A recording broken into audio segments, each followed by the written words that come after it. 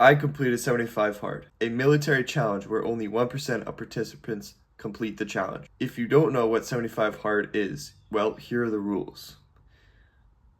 If you miss just one habit, you start from day one. In this video, I will tell you what I would have done differently if I were to attempt this challenge again, which would make things a lot easier. If you have never done anything like this, going cold turkey and jumping right into it would be quite difficult. I'm not telling you that you can't do it, but that's the same thing as going for a 2-plate bench when you only bench 1 plate. You're most likely going to get crushed and injured by the way. You have to try and start small and implementing the habits just one by one and working your way up. And once you work your way up, all of them are implemented, then you can go for it. Going full 75 hard is a challenge, but I started this routine 1 year ago, so the transition was smooth for me. Now, the biggest thing I learned when completing this challenge was that I wish I prioritized rest and recovery. I went all in, and I should have at least taken a step back once in a while. I think if I just had one rest day / light day per week, I would have been a lot smoother for the following week. And at the same time I was completing this challenge,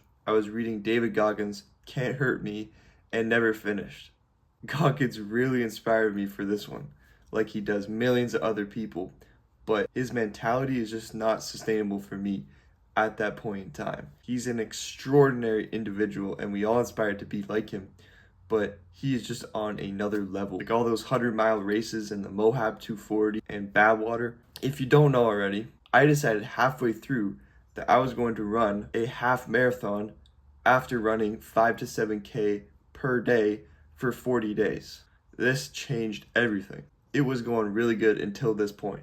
The run was so brutal because I had shin splints and a bicep femoris strain. I should not have done that run because I am still suffering from the injuries from that run to this day. I ran the half marathon about 6 weeks ago at the point of making this video.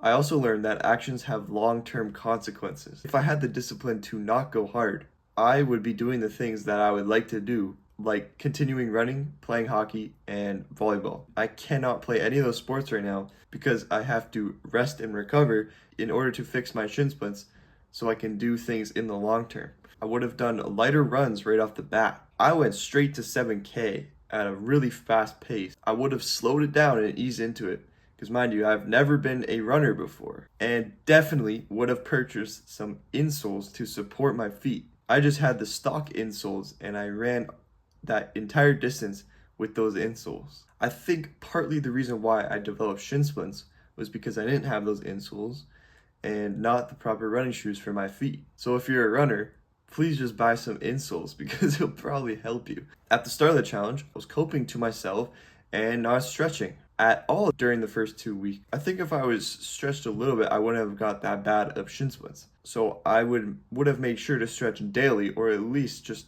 do 5 minutes a day or something very small. And I learned how important stretching is, and a warm-up, and a dynamic warm-up to get your muscles and body ready for what you're about to do to it. I also would have watched around 1 to 2 hours of YouTube videos just like this and research and learn a little bit about the challenge before I hop into it. And I would learn from other people and learn from their mistakes to make sure I don't do the same as them. And if I would have done that, I think it would have gone a little bit better because I would have had more knowledge from other people. I love this quote: "The wise man learns from the mistakes of others." And this is so true. Why not just listen to someone else that made the exact same mistakes as you so you can avoid them?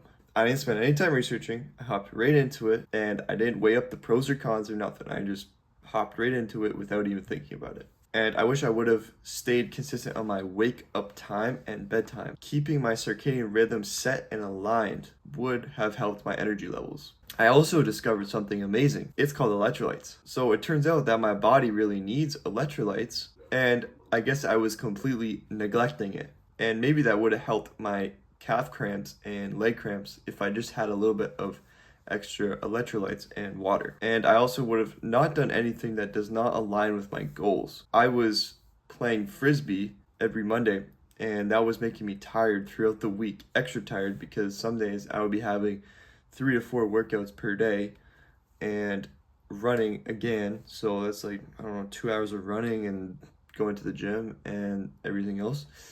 So that was really burning me out. So that was not getting me close to my goals. Same with hockey. And I realized that pretty fast, but I started something, so I had to finish it. So here we are now, all finished the big challenge and still recovering from the brutal running and leg days. Still suffering with injuries that I caused 6, 7 weeks ago. But the lessons are extremely valuable. I'm glad I did it because I would have learned these lessons later on if I would not have done this challenge. And knowing these things about myself gives me an advantage. If you're going to try this challenge, ask yourself what your goals are. I would recommend this challenge to anyone who wants to test their self-discipline and see how far they really can go. If your goals are, say, bodybuilding and at the gym, then definitely don't do it. For most people,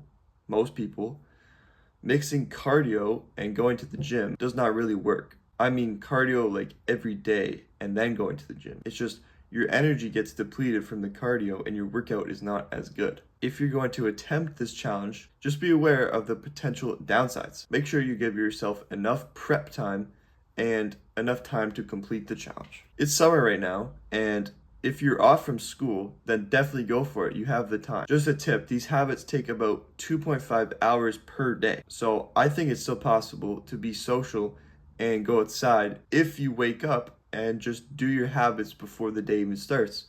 Like if you wake up at 7, you can be completely done at like 9:30. So that's 75 hard and what I would have done differently. Make sure to subscribe and hit that like button. I'll see you in the next one.